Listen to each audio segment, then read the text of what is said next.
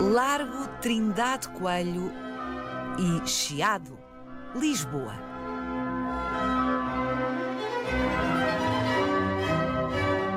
Igreja de São Roque. Igreja do Loreto. Igreja da Encarnação. Basílica dos Mártires. Igreja do Sacramento. 5 igrejas monumentais numa área equivalente a 3 campos de futebol. Mesmo que nunca tenhamos pensado nisso, esta concentração de igrejas à distância de um pequeno passeio faz do território do Chiado um dos centros históricos mais carismáticos de Lisboa. Estas igrejas marcam a paisagem urbana lisboeta e a cultura portuguesa. Camilo Castelo Branco, Eça de Queiroz, Cesário Verde, Fernando Pessoa foram apenas alguns dos criadores literários que as pintaram em palavras. Mas para lá de habitarem o nosso imaginário, estas igrejas têm histórias distintas entre si. Distintas, salvo num ponto: o terremoto de 1755. A catástrofe que se abateu sobre Lisboa obrigou-as a um recomeço. Um recomeço que não buscaram, mas que superaram com distinção. Vai querer saber mais? Venha connosco nesta visita guiada.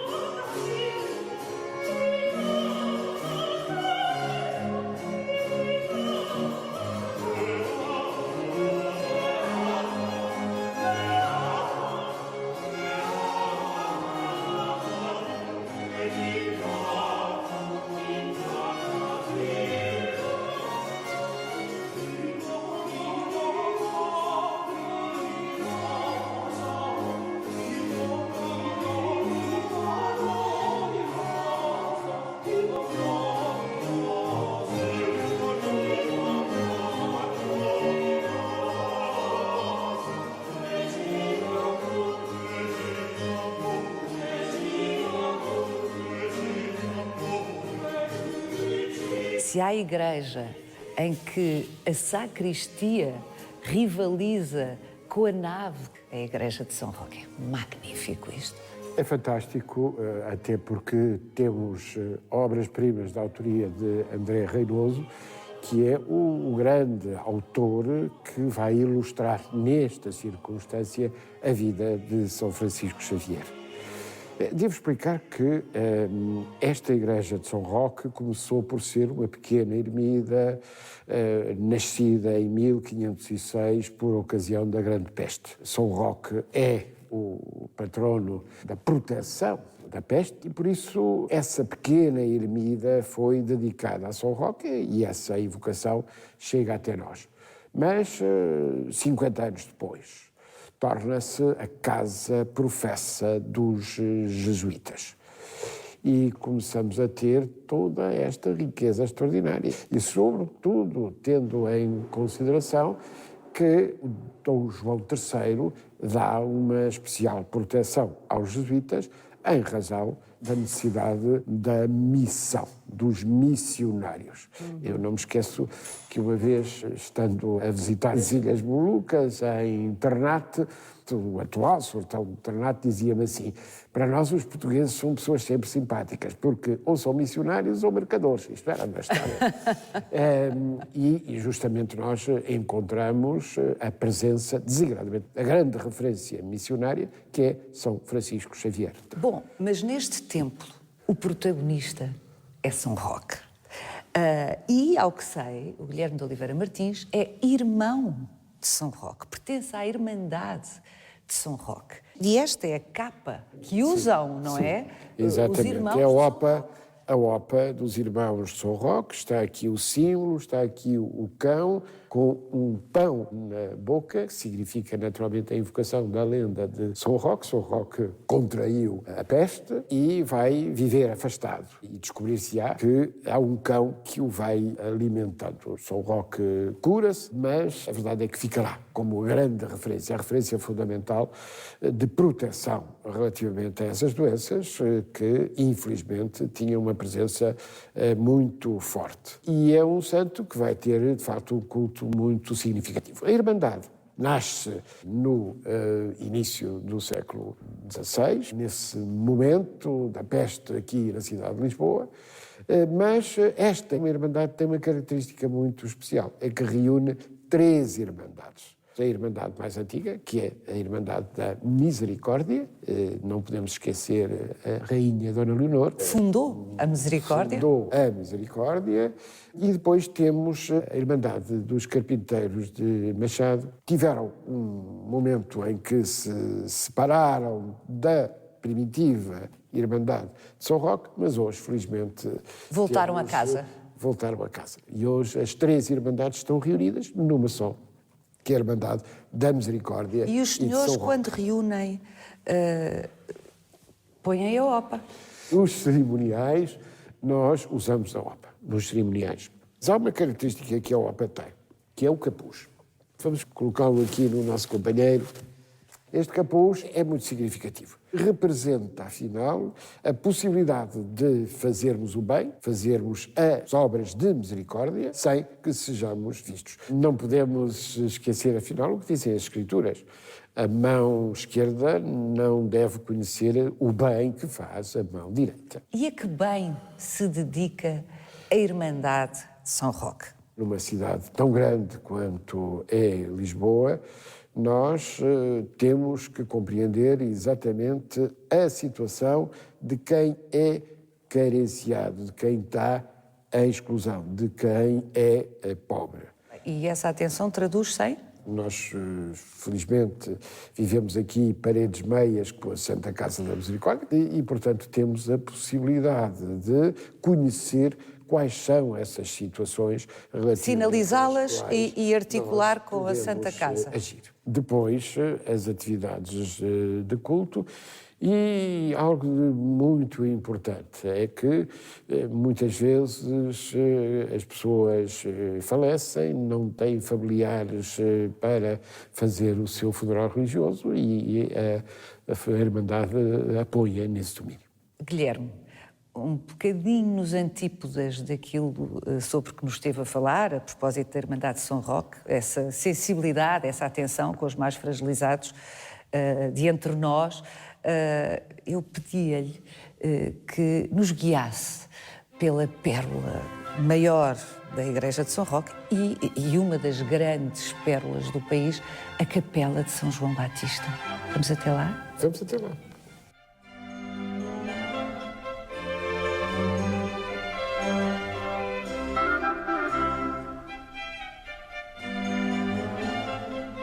A encomenda prodigiosa é a Capela de São João Batista. Temos o batismo de Jesus, Pentecostes e a Anunciação.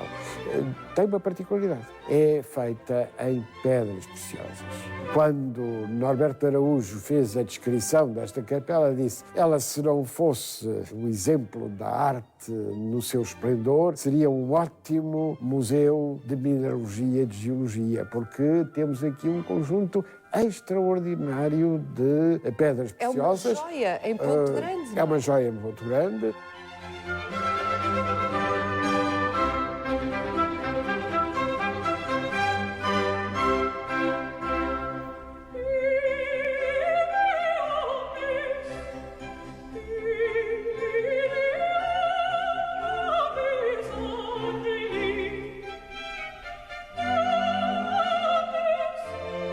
Quando Dom João V encomenda esta capela, falo aos maiores e aos melhores artistas de Roma.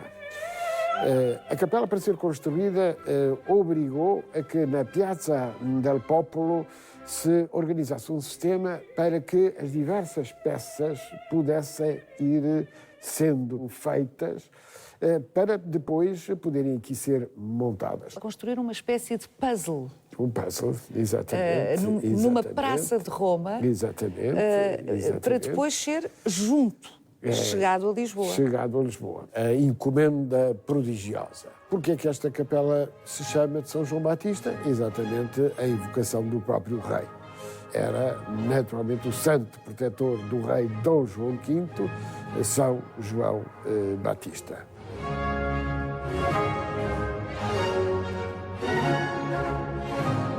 Devo dizer que todos os altares aqui em São Roque são de uma riqueza inequívoca, mas esta é a fundamental das relíquias, porque nos transporta ao período imediatamente anterior ao terremoto, o que era a cidade de Lisboa em todo o seu esplendor. Hoje, muito daquilo que está aqui visível, não apenas nesta, mas noutras capelas aqui em São Roque, só pode ser visto em Salvador da Bahia. Aí estão em todo o seu esplendor. Nós podemos aí ver o que é que seria toda a riqueza arquitetónica nesse período imediatamente anterior ao terremoto de 1755.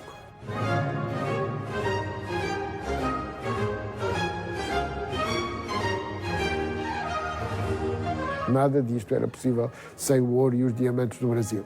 Devo dizer que o ouro do Brasil ainda teve repercussões positivas na cidade, uma vez que a reconstrução da cidade de Lisboa pôde completar-se. O programa foi totalmente executado, em contraponto com, meio século depois, as dificuldades que tivemos em construir o Palácio da Ajuda, que nunca ficou completado. Concluído. Porquê? Porque a independência do Brasil foi absolutamente decisiva relativamente à afluência destas riquezas e, simultaneamente, ao contacto com os melhores artistas. O rei Dom João V podia contratar os melhores dos melhores.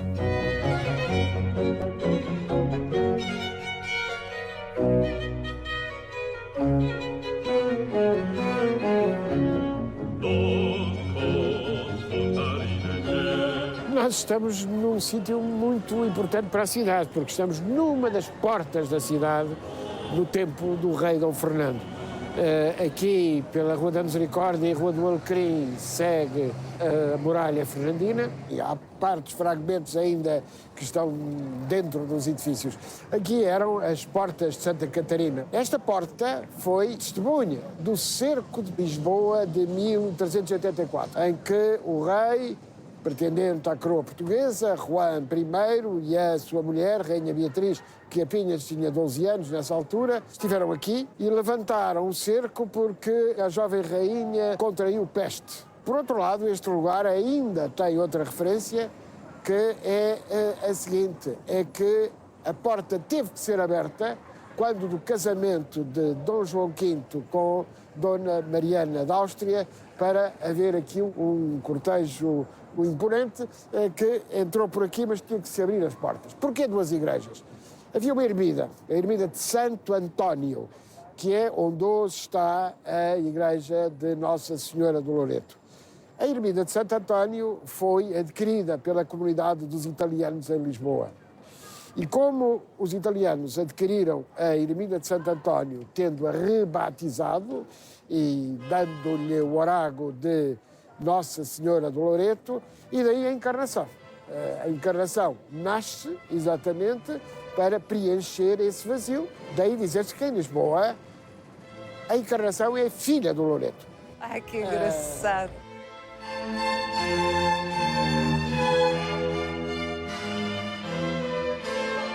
Este é um lugar muito especial até para a literatura, porque todos os nossos grandes escritores, designadamente no século XIX, invocam este lugar. Ir à missa ao Loreto. É uma expressão que nós encontramos quer em Camilo, quer em Eça de Queiroz. No caso do Eça de Queiroz e no Primo Basílio, aqui vai decorrer a conversa entre o conselheiro Acácio e a Luísa, e a verdade é que a Luísa quer se ver livre do conselheiro Acácio, tem mais que fazer, e entra apressadamente ali mais abaixo na Igreja dos Mártires.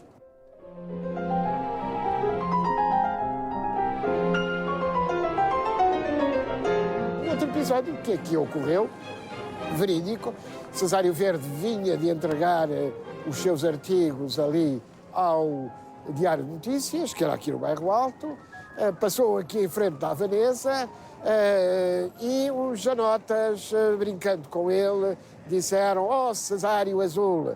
O Cesário Verde parou, olhou para ele e disse assim: "Oh, seu troca-tintas."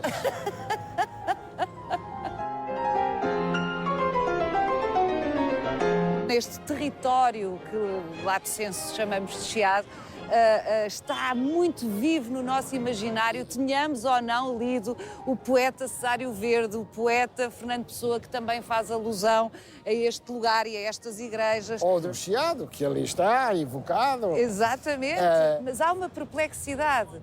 Porquê esta concentração de igrejas num espaço, como se viu, a uma distância de uma pequena caminhada, de um pequeno passeio? São pelo menos 5. Sim, e houve mais. A cidade de Lisboa estava limitada pelas muralhas e, portanto, as paróquias eram constituídas com sedes muito próximas umas das outras. Nós vamos encontrar isso designadamente da nova paróquia do Sacramento, teremos a oportunidade de lá ir, na paróquia dos Mártires, que é uma das paróquias mais antigas da cidade, e tudo isto nos permite exatamente concordar com o professor José Augusto de França quando ele diz o seguinte: a capital de Portugal é Lisboa e a capital de Lisboa é o Chiado.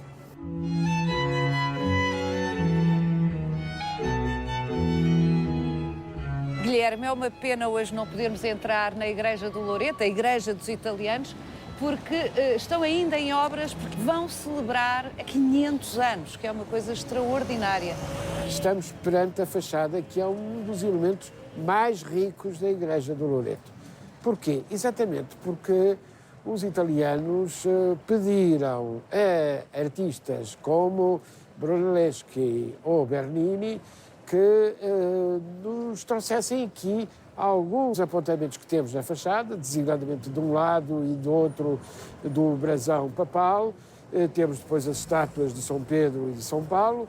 E em cima, Nossa Senhora do Loreto é uma das fachadas mais interessantes das igrejas do Chiado.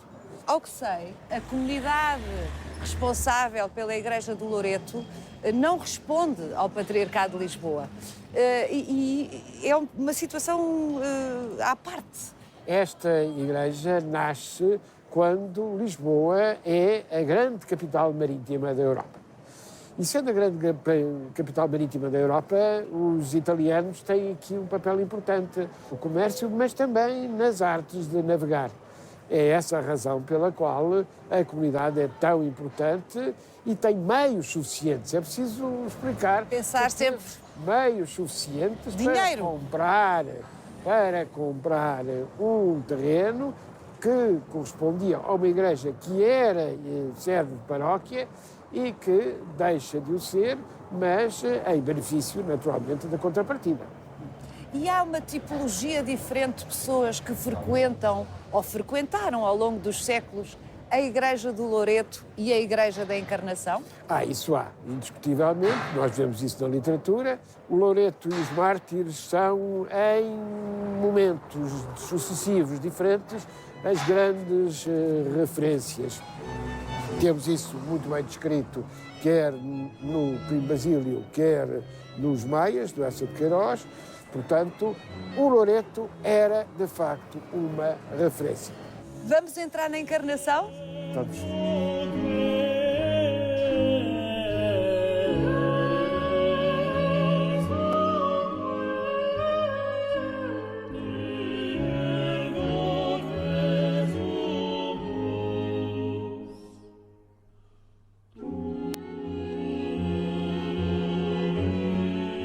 Guilherme, é surpreendente pensar que uma igreja com esta monumentalidade tenha custado tanto a erguer-se. Houve razões. Em primeiro lugar, esta igreja tem uma característica muito singular. Ela é produto típico do pós-terremoto. Um grande arquiteto, Reinaldo Manuel, é o seu autor, mas desde as suas origens que houve dificuldades pela sua situação. Houve que destruir uma parte da muralha fernandina para construir esta igreja e teve durante muitos anos, só no século XIX é que foi possível concluir a fachada. A fachada, se virmos bem, é uma fachada heterogénea, é uma fachada não muito original, contrasta com a fachada que temos do Loreto, que é uma referência. Esta fachada é comum. Todos os estudiosos da história da arte dizem que esta é, de facto, uma fachada comum. Mas o interior é surpreendente e é, de facto, uma igreja imponente e uma igreja com história, pela ligação que teve, desigradamente, no século XX, a um pároco absolutamente extraordinário. O padre Abel Varzim foi pároco desta freguesia. Esta era a freguesia do Bairro Alto, muitas incompreensões, porque o padre Abel Varzim foi ao encontro dos excluídos, dos pobres e das prostitutas deste bairro. Foi muito mal compreendido por isso. Tem textos muito bons que António Alçada Batista publicou e hoje é uma das grandes referências. Na visão singular e avançada para o seu tempo do padre Varzim, houve a encomenda de umas pinturas modernas, que aliás hoje estão de novo visíveis, que provocaram enorme polémica e que o cardeal Cerejeira apoiou que se fizessem. Trata-se de uma situação em que o padre Varzim quis demonstrar aquilo que é evidente. A Igreja é uma realidade do tempo presente e tem que estar atenta aos sinais dos tempos e às novas manifestações artísticas. E foi nesse sentido, sem pôr em causa. Eu devo dizer que uma das preocupações que existe hoje relativamente à preservação do património é o equilíbrio entre a preservação do que recebemos e a criação contemporânea.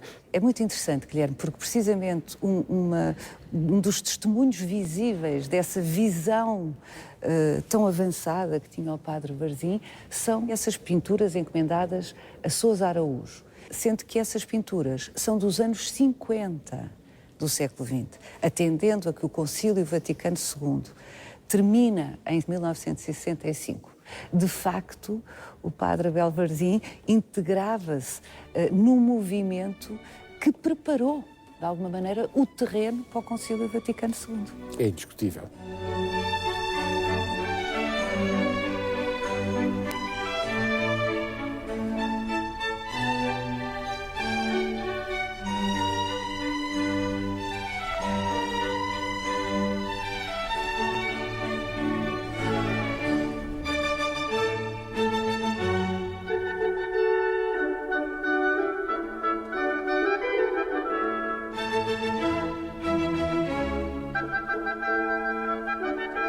Guilherme, porque é que de todas as igrejas que já visitámos e ainda vamos visitar hoje, esta é a única que tem o título de Basílica dos Mártires? Pela sua importância, uma vez que na cidade de Lisboa sobretudo tendo em consideração a Reconquista em 1147, esta é uma freguesia que invoca a Reconquista. Olhemos, aliás, no teto, onde está justamente representada a invocação desta igreja por Dom Afonso Henriques.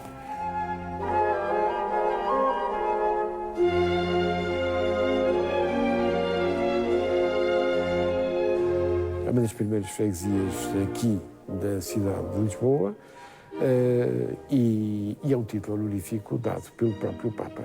É interessante porque muitas vezes nós pensamos, enfim, quem não domina estas matérias, que uma igreja que tem o título de basílica tem a ver com a escala da igreja, com a feição da igreja, com ser mais sumptuosa, não tem nada a ver com isso. Nada a ver com isso. Como se vê, aliás, este é um caso bem evidente de contraste, designadamente em relação à Basílica da Estrela, que é a primeira igreja do mundo dedicada ao Sagrado Coração de Jesus. E esta é a primeira igreja que vai ser invocada depois da Reconquista, correspondendo, no fundo, à primeira freguesia paróquia que vai ser criada a partir logo do século XII. A igreja não era aqui. A igreja situava-se bem próximo, aqui onde hoje é o Largo da Academia Nacional de Belas Artes, passou para aqui, mas é muito curioso porque a pintura que é do Alexandrino Carvalho é sobre a pintura que existia na igreja primitiva da autoria de Vieira Lusitano.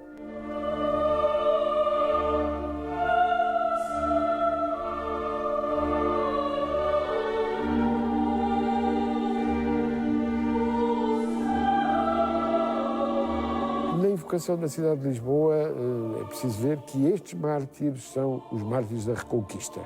Não se confundem com os mártires ainda do Império Romano, São Veríssimo, Máxima e Júlia. Estes não, estes são os mártires da Reconquista. Há um terceiro grupo de mártires que foi muito importante para o nosso Santo António de Lisboa, que são os mártires barrocos. Foi a experiência dos mártires de Marrocos que levou, aliás, o nosso Santo António, Fernando Martins, a partir para Marrocos, a deixar a Ordem dos Cónegos Regrantes de Santo Agostinho e a tomar ordens nos franciscanos.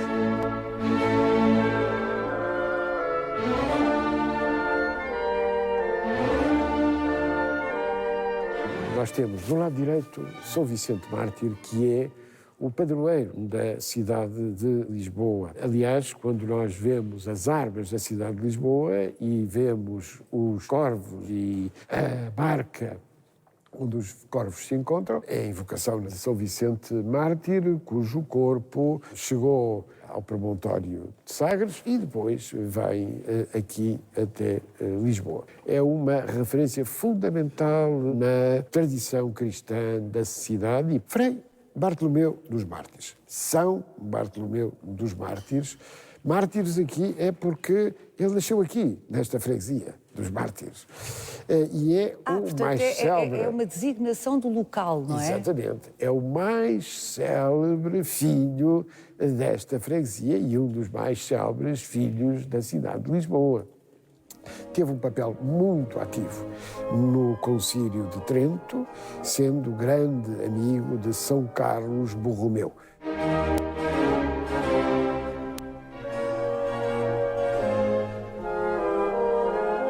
O Guilherme está a explicar-nos aspectos da iconografia canónica cristã, mas há as tradições populares que correm paralelas. E, ao que sei, nesta igreja houve uma situação curiosa envolvendo a figura de um Santo António. De um santo bem lisboeta, natural aqui da cidade de Lisboa, e é um dos santos mais populares da cristandade. Devo dizer que foi o santo que teve uma canonização mais rápida. O que é que aconteceu?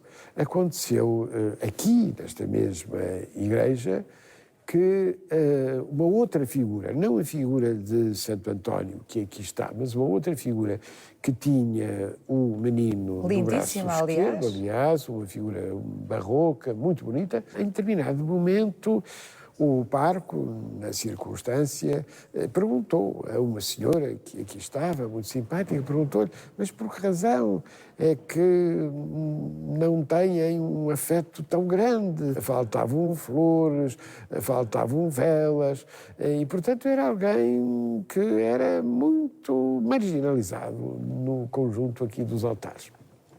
E a senhora explicou ao padre que um Santo António com o menino à esquerda não é casamenteiro. Veja bem, uma questão extraordinária. A figura era linda, a figura está guardada, está devidamente preservada nesta igreja, mas teve que regressar ao altar o nosso Santo António com o menino no braço direito, porque este sim é casamenteiro.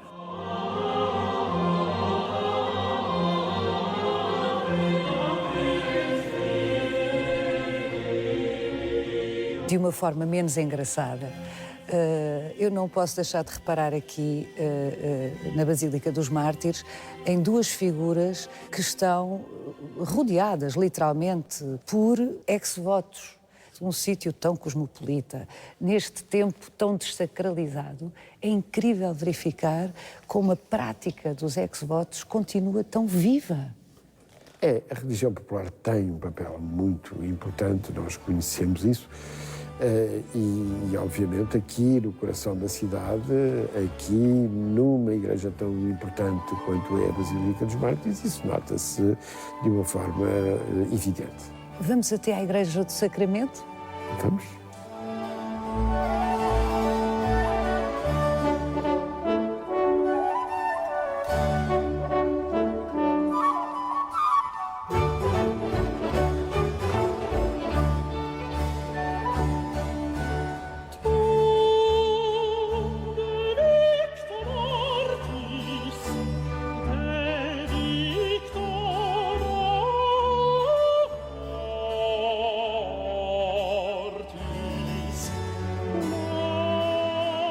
Guilherme, de todas as igrejas que visitámos hoje, esta é a mais pequenina, a Igreja do Sacramento, aqui quase escondida na calçada do Sacramento, mas não vou dizer que é mais bonita, mas é muito bonita. Tem toda a razão. Se me perguntar de todas o qual prefiro, é-me difícil. O embaraço da escolha é de facto difícil. Não comparamos com São Roque, porque faz parte de outra galáxia, digamos assim, mas o Sacramento tem uma especial qualidade e temos, aliás, os tetos, se compararmos, assemelham-se muito aos dos mártires, aliás, o autor é o mesmo, que é Pedro Alexandrino de Carvalho, e é, de facto, absolutamente notável.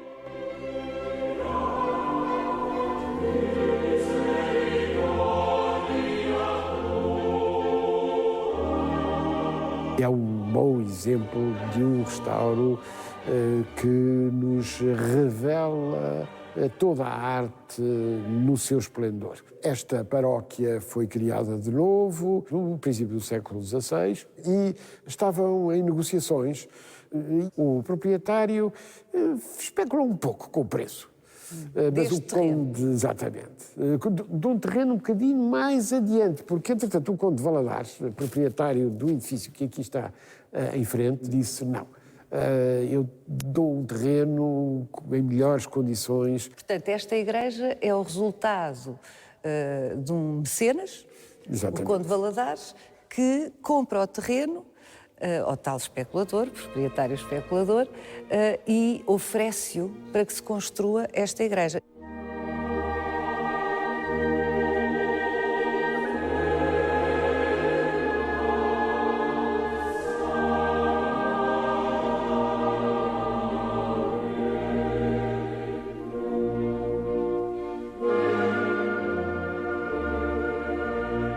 Estas 5 igrejas que visitámos hoje têm, obviamente, histórias distintas entre si, de que o Guilherme nos foi dando conta. Mas há uma coisa em comum. entre todas elas, o terremoto de 1755. Pois, é verdade, porque todas elas são símbolo do século XVIII e foram reconstruídas nesse tempo ou depois. Depois do terremoto. Depois do terremoto. Vimos que a da Encarnação teve uma construção depois mais prolongada e vai já cair no século XIX. Mas todas são posteriores ao terremoto, salvo o caso de São Roque, que é aquela que sofre menos. Mas, atenção, nós estamos perante templos que são reconstruídos sobre templos que anteriormente existiam e que normalmente são do século XII.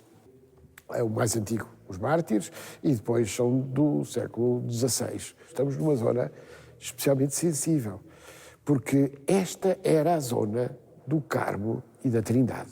E, por isso, quando falamos do terremoto aqui, nesta zona, falamos naturalmente da queda do Carmo e da Trindade. A Trindade era um grande convento, invocando a Santíssima Trindade, e o convento do Carmo era o convento de Nuno Álvares Pereira, do São Nuno de Santa Maria, que ficou, ainda hoje, como representativa daquilo que é a destruição da cidade.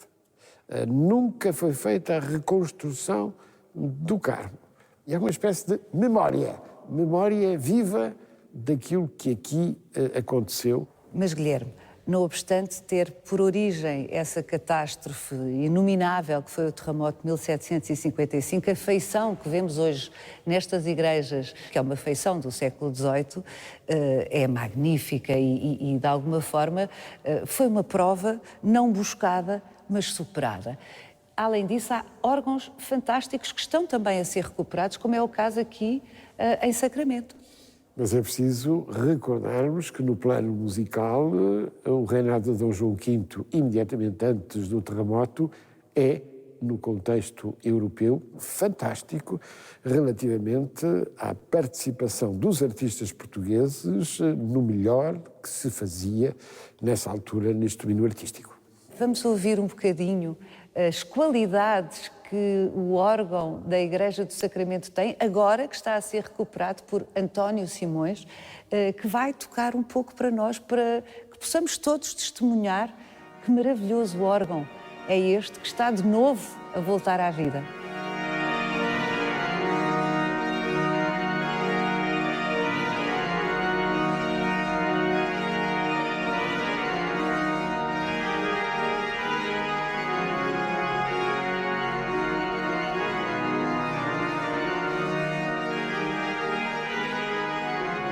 Siga-nos no nosso sítio e na nossa página de Facebook, onde encontra este e os outros episódios do Visita Guiada.